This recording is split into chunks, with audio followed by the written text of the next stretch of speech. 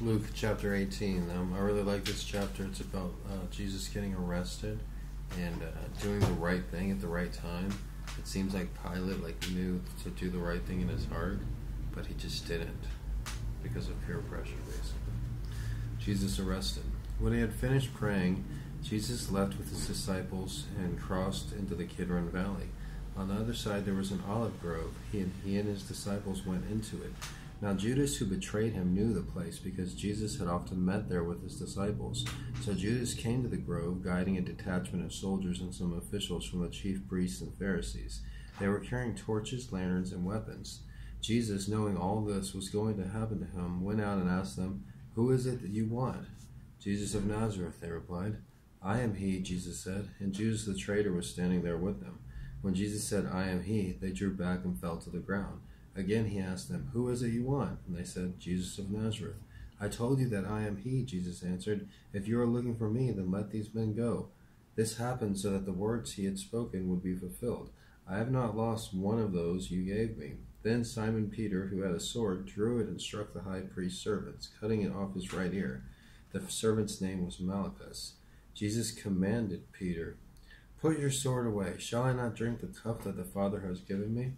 I notice that Judas doesn't kiss Jesus in this version, John's version. Jesus taken to Annas. Then the detachment of soldiers was its commander, and the Jewish officials arrested Jesus. They bound him and brought him first to Annas, who was the father-in-law of Caiaphas, the high priest that year. Caiaphas was the one who had advised the Jews that it would be good if one man died for the people. Peter's first denial. Simon Peter had another disciple who were following Jesus. Because this disciple was known to the high priest, he went in with Jesus into the high priest's courtyard. But Peter had to wait outside at the door. The other disciple, who was known to the high priest, came back, spoke to the girl on duty there, and brought Peter in. "Surely you are not another of this man's disciple?" the girl at the door asked Peter. He replied, "I am not." It was cold, and the servants and officials stood around a fire they had made to keep warm. Peter also was standing with them, warming himself. So Peter wasn't allowed in to where they took Jesus, but the other disciple, who they don't mention, was allowed in because they knew him. But Peter, they didn't recognize, so he waited outside, and they're like, "Oh, you're one of those guys." He's like, No, I don't know." See, that's also realistic. It's timeless. That happens in nowadays too. You gotta do the right things. The hardest thing is usually the right thing. The high priest questioned Jesus. Meanwhile, the high priest questioning Jesus about his disciples and his teachings. "I have spoken openly to the world," Jesus replied.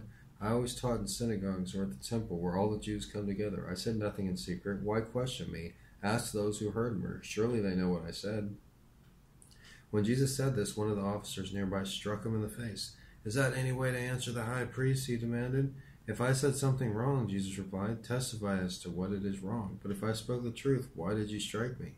Then Annas sent him, still bound, to Caiaphas, the high priest. Peter's second and third denials.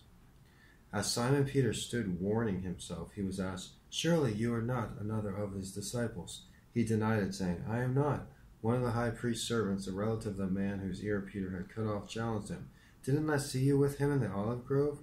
Again Peter denied it, and at that moment a rooster began to crow. Jesus before Pilate. Then the Jews led Jesus from Caiaphas to the palace of the Roman governor.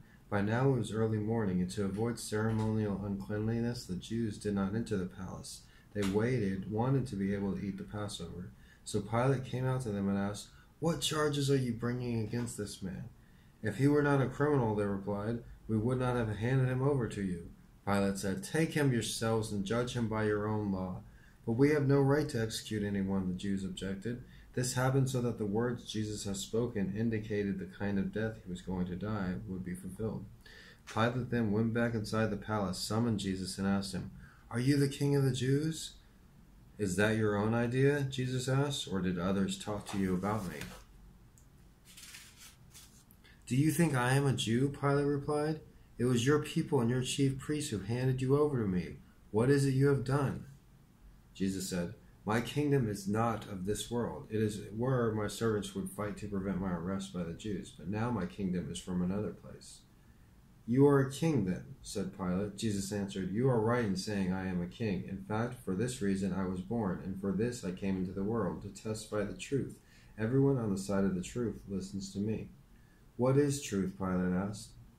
With this, he went out again to the Jews and said, "I find no basis for a charge against him, but it is your custom for me to release to you one prisoner at the time of Passover. Do you want me to release the king of the Jews?" They shouted back. "No, not him. Give us Barabbas." Now Barabbas had taken part in a rebellion. So they're like, "Give us Barabbas. He's funny." Or they didn't say he's funny, but it's like, "Give us Barabbas, not the God, not the Son of God. We don't want the Son of God. We want Barabbas. He's got the big belly, Barabbas." Basically, sometimes groupthink I see a lot in this chapter. That was John chapter 18. A lot of group thinking going on in the crowd. There's a lot of peer pressure. Pilate keeps on asking him, like, "Whoa, he didn't do anything wrong. I don't want to execute him. How about I let him go?" And they're like, "No, we want Barabbas," And then they're like, "Yeah, he's done this. He's guilty of this. He's guilty of that." But I find it interesting that Peter, also with the peer pressure, he's afraid to admit he's friends with them. I mean, that's something that a lot of people probably go through. Like, you think back in school years when "Oh, are you friends with this person?" "Oh, I'm not friends with that person." "No, he's not cool. I'm not friends with him." But if you are friends with him, that's a really hurtful thing to say. Christ was probably really hurt about what Peter denying him. Christ is like, "What, dude? After everything we've been through, he was God. He was the Son of God and God, but he also had feelings and was man as well."